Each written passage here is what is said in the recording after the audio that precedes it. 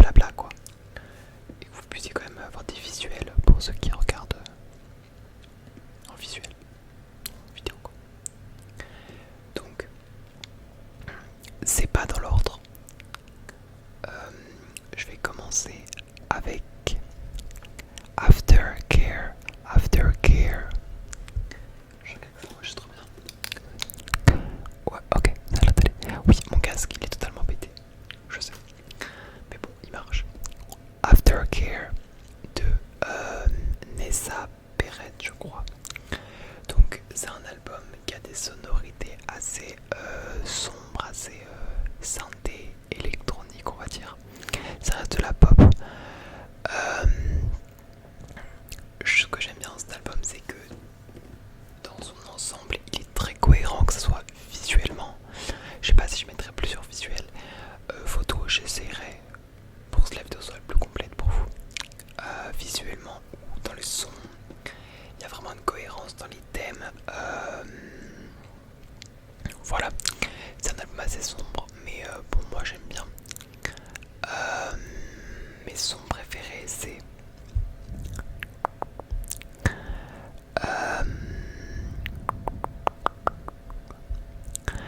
Dirty Little Secrets. Même le clip, je trouve parfait.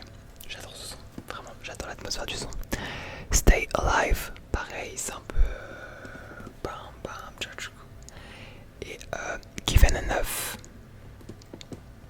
pareil, j'adore Given Enough. Vraiment, il y a un piano qui part en et après à plein temps dans tous les sens, c'est hyper dramatique. C'est tous les albums que j'ai mis, c'est des albums assez cinématiques, je sais pas si on peut dire ça, mais j'aime bien les albums qui partent en soi en un concept et bah, t'as l'impression qu'en fait on pourrait faire un film de cet album. Voilà. Donc je vais passer. Je sais plus, je crois que je voulais dire autre chose. Bon, je vais passer au suivant. Alors là, je fais un album de Lady Gaga. Oula, je sais pas si je l'ai bien dit. En fait, j'aurais pu choisir plein d'elles, mais je vais vous choisir son plus connu qui parlera au plus de gens. Plus de gens. The Fame Monster. Donc, bon, je pense que vous connaissez forcément des chansons. Donc, Bad Romance, qui est dans cet album. Alejandro. Téléphone avec Beyoncé. Just Dance. Je suis sûr que vous connaissez ces chansons, genre Oh God, Little Bad Romance. Moi, je vais pas chanter vous. Alejandro, je sais pas. Oh, God. Je sais pas comment ça fera un concert. Just Dance, Just Dance. Dans cet album, il y a aussi Love Game, Paparazzi, Poker Face. Bref, c'est un des albums les plus solides et de toute la musique pop, même entre. Voilà. Donc là, on est les sujets, on est vraiment sur la fame, la célébrité, mais l'aspect sombre du coup de Fame Monster. Donc avec Paparazzi, on voit par exemple l'impact des paparazzi. J'ai l'impression que je viens d'exposer, mais l'impact des paparazzi, voilà. Moi, mes sons préférés, ce n'est pas les plus connus. C'est So Happy I Could Die. Je trouve que cette chanson, elle a une énergie comme si en fait plus rien ne comptait. Genre, pas comme le dit dans la chanson, genre, attends, in the club with the bottle of red wine. Attends, happy in the club with the bottle of red wine.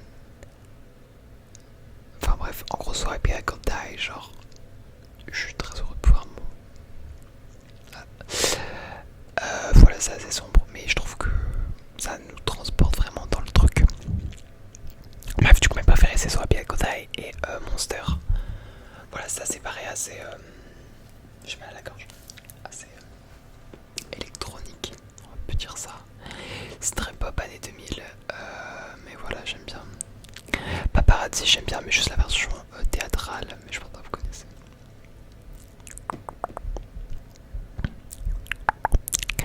Alors là,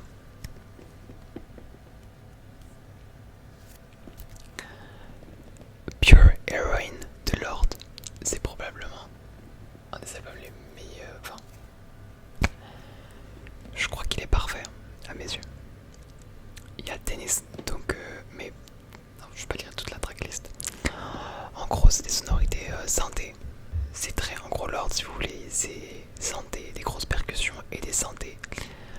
c'est un peu des musiques, là l'album il tourne autour coming of age, en gros période on va dire un peu de l'adolescence, je sais pas si on peut dire je sais pas si c'est vraiment période de l'adolescence, mais voilà il traite des sujets un peu on va dire d'une jeune fille un peu différente, genre je sais pas comment dire qu'ils sont un peu déconnectés du monde, genre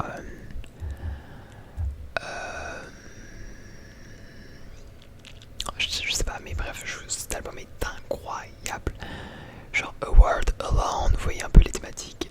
White is Teen, en gros, elle parle des enfants parfaits, genre à l'école, etc. Genre les populaires, on va dire ça comme ça. Bref, je sais même pas choisir des faves dans cet album. Visuellement, Lord Spinard, très visuel, je trouve. En tout cas, cet album, pas vraiment. Ah oui, attendez, par rapport à Aftercare, l'album que je vous ai parlé après, avant. Je voulais dire que par exemple c'est le genre d'album que tu peux écouter dans un trajet de bus ou de voiture la nuit et que tu reflectes en ta vie entière, mais d'un autre côté tu vis ta vie à fond. C'est le problème, voilà, je sais pas comment expliquer. Cet album là par contre, pure héroïne de Lord, c'est le genre d'album parfait, c'est genre la vibes, les visuels, c'est se balader dans la ville. Ça peut être avec un parfum nostalgique de votre ville d'enfance, mais surtout se balader dans la ville un peu quand il fait un peu nuage, il pleut un peu. Et vous voyez, vous regardez par les fenêtres des gens qui sont allumés, vous regardez les voitures passer très vite. Enfin, mélancolique un peu. Voilà, c'est un album. Voilà, mes préférés, c'est Ribs. En fait, tout. 400 Looks, Buzzcut Season, Team. Oh, la transition au début de Team. Still Sane. A Word Alone, White Destin, bref, presque tout l'album. Voilà. D'ailleurs, la plus connue c'est Royals, vous la connaissez peut-être, c'est I Wanna Be Royals. Non. Pourtant, c'est une des seuls albums que j'accroche pas. Pour continuer sur cette lancée, j'ai choisi un autre album de Lord, car je trouve que musicalement, enfin, elle est trop forte. C'est Mélodrama. Donc déjà visuellement j'adore l'aspect un peu artistique, je sais pas comment dire mais bref. Encore une fois l'album c'est un peu les mêmes sonorités que celui qu'avant, les sujets ont un peu changé, ont un peu maturé on va dire. On est toujours c'est des choses de réflexion, de remise en question, etc. Après d'amour, mais ça, toutes les chansons parlent d'amour presque en réalité. En fait j'ai l'impression que beaucoup de chansons ils mettent l'amour. Et après ils mettent un sujet derrière que tu dois bien écouter les paroles pour le comprendre. J'ai l'impression que c'est comme ça. Je sais même pas quoi dire. Je peux vous conseiller d'écouter. Est-ce que je fais une playlist? Non, personne n'écoutera. Le mec qui veut trop forcer à faire écouter sa musique qu'il aime. Je peux vous conseiller. Mes préférés c'est Sober 2. Est-ce qu'il y a Sober 1 et Sober 2? J'adore ce disque en fait, c'est la chanson, elle part en...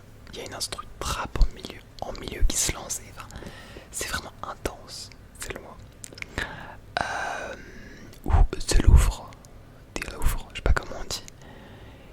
Parce que en fait c'est très poétique ces chansons alors on va dire, et j'aime trop cette chanson car à un moment ça fait, enfin en revoir ça fait broadcast boom boom boom to my chest, un truc comme ça, et puis en fait après c'est boom boom boom, enfin genre genre c'est des battements de cœur et bref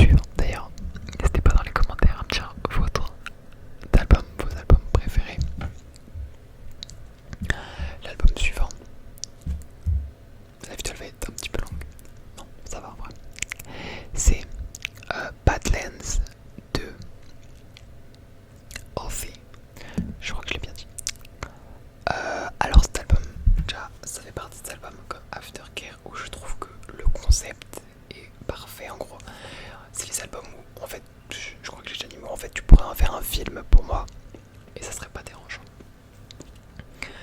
Donc je sais pas comment expliquer les sonorités, c'est dur à dire. Là on est bah je vous mettrai des photos, voilà, pour vous expliquer un peu la vibes. Mes préférés c'est New Americana, je vous connaissez peut-être. This is the New Americana High on Legal. Je sais pas si je peux dire. Drive, cette chanson. Drive. En fait, c'est pas du tout la plus connue de l'album et il y a des chansons en fait, j'ai l'impression que c'est juste à moi qu'elle me font un truc. Mais j'adore le fait que dans Drive, à un moment, on entend qu'elle met les clés de la voiture, on entend le moteur s'allumer, etc. Et oui, voilà, en fait, c'est la vibe un peu américaine, mais américaine en mode américain rebelle, on va dire.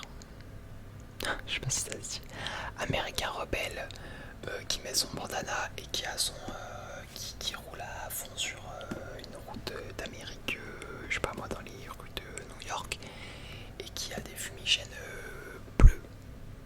Je sais pas pourquoi bleu, mais bref. Voilà, voilà. Donc oui, mes préférés de cet album, donc c'est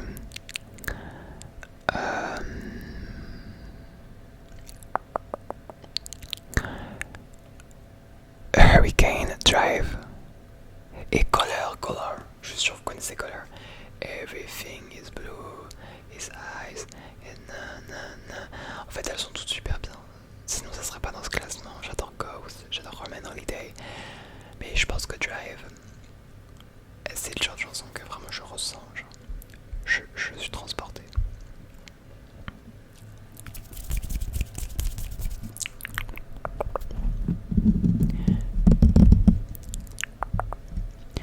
Après, j'ai choisi. Alors, c'est un album qui est pas très connu.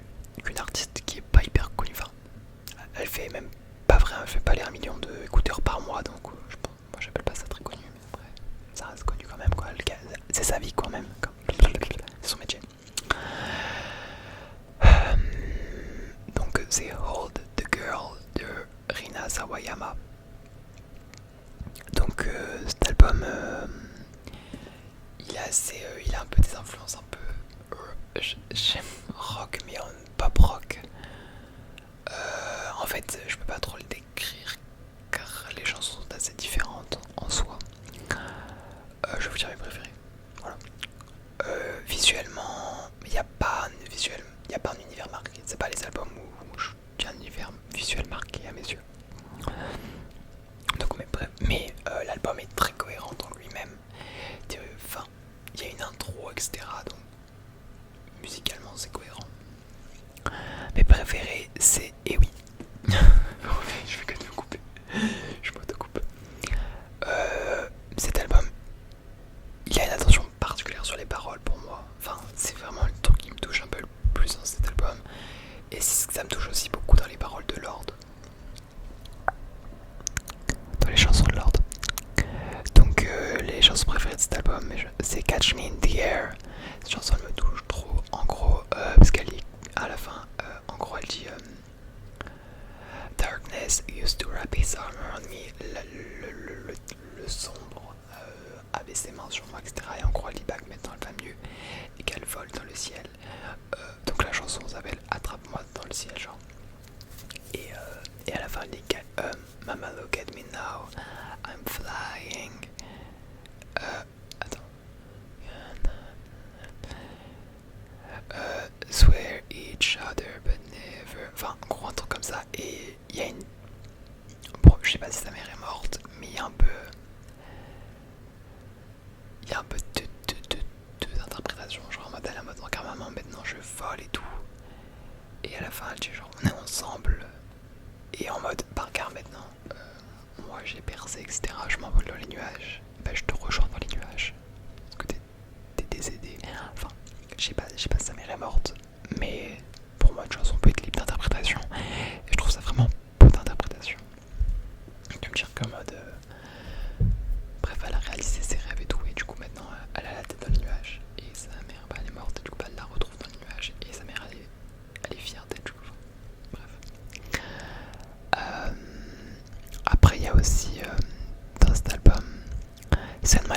Passion. Enfin, j'aime surtout les paroles. C'est que ça que j'aime dans cette chanson. To Be Alive, j'adore cette chanson. En fait, oui, cet album, pour moi, une bouffée d'air. Genre, ça te donne espoir, ça te donne envie de vivre, ça te donne. Vraiment, ça te fait sourire. C'est pas comme les albums dark que je vous disais, The Fame Monster, Aftercare. Là, on est vraiment sur un album qui te donne envie de danser, quoi, et tout. Donc, To Be Alive, en gros, bon, je vais vous traduire, mais c'est que, bah, voilà, j'ai eu pendant tellement longtemps, j'étais enfermé pendant les murs de ma chambre, et je sais enfin ce que ça fait d'être en vie. Et... Bref, je trouve les paroles de cette chanson très belles, et l'instru, etc. va avec, et voilà, elle est très puissante. Et il y a aussi Hurricanes que j'adore. Là par contre on est vraiment sur du pop rock. Voilà. Après, waouh, je vais devoir écourter la vidéo peut-être. Elle va être longue. Même pour moi, pour le montage. Après, j'ai choisi, mais ça me passionne donc.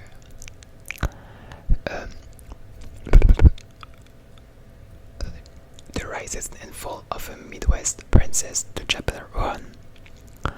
Donc vous connaissez peut-être Chappell Roan, elle a percé cette année surtout, ou l'année d'avant, je sais plus. Elle a gagné meilleure nouvelle artiste. Donc cet album il est assez fun, c'est très synthé pop, très catchy, très camp un peu, très accrocheur. J'aime, enfin, très fun, enfin j'essaie de trouver cet adjectif. Il est pas sombre du tout quoi. Mes préférés sont Casual. J'adore cette chanson. Elle est triste mais elle est puissante encore une fois.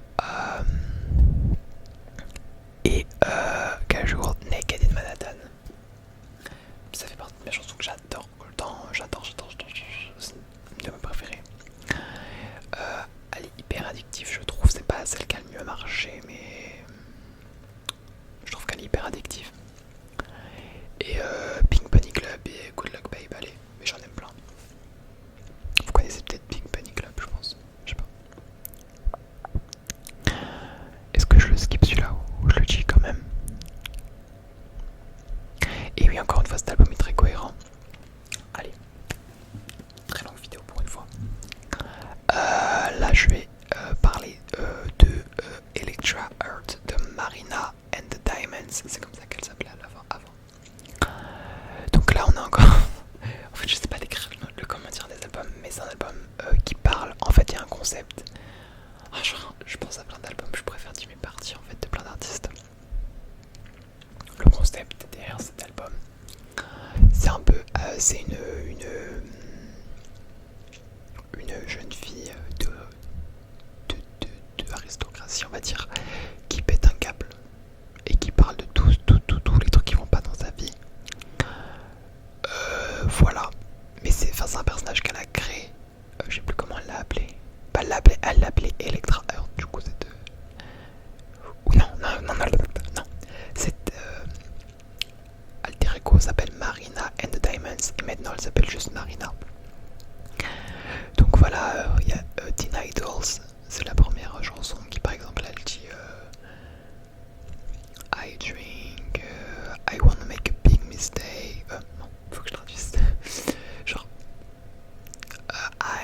elle boit, elle va faire une grosse erreur, ça c'est.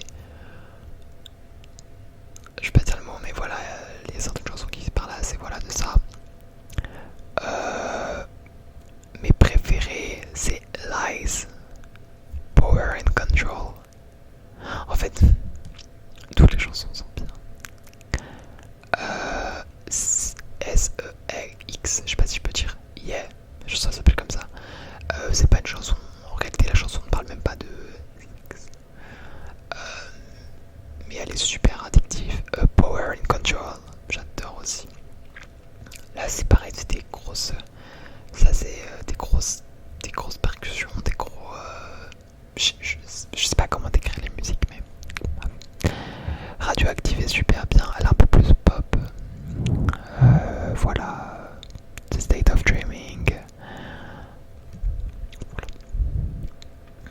Et je vais faire une mention honorable à Something Beautiful de Miley Cyrus qui a totalement flop. Désolé à elle, c'est la réalité, c'est son album qui a le plus flop, alors que moi je le trouve ouf.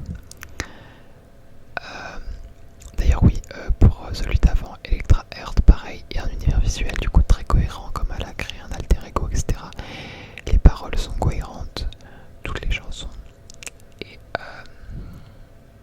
les sonorités sont cohérentes et c'est très important dans un album. Je veux pas être perdu quoi.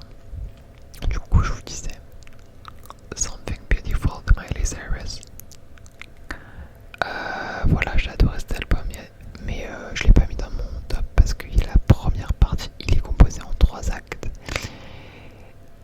Et j'aime pas le premier acte, je crois. Ouais, enfin, pas vraiment, pas toutes les chansons. Donc je vous dis par contre, il y a des chansons que je trouve extraordinaires. Extraordinaires, donc Pretend You're God. Je trouve qu'elle est sombre et intense. Je sais pas comment dire quel instrument est utilisé, mais je pense qu'on est plus sur des instruments acoustiques. Je pense pas qu'on est sur des gros synthés, etc. J'adore aussi Golden Burning Sun dans cette chanson. Et allez, je vais en dire une dernière, Every Girl You Ever Loved. En fait, voilà, j'aime beaucoup de chansons de cet album aussi. Mais j'ai préféré le mettre en mention honorable. Et aussi, cet album a un film. En fait c'était visuel, donc si vous n'avez pas l'album, ne le regardez pas, mais j'étais le voir au cinéma. Le film c'est Something Beautiful, pareil. Et j'adore quand les gens font des films d'albums. Il y a Mélanie Martinez aussi qui a fait ça, j'aurais pu mettre son album dans le truc. Je peux pas en mettre, j'en ai déjà 3 minutes de vidéo. Voilà. Voilà. Du coup voilà, les visualités magnifiques. Bref. Dites-moi si cette vidéo vous a plu. Avec la chaleur, mes cheveux n'ont plus de volume. Dites-moi, du coup, j'ai vos albums préférés et est-ce que vous voulez des vidéos? Donc en fait, moi je monte des vidéos dans le type où je vous dis mes chansons préférées, où je regarde mes stats d'écoute, genre les chansons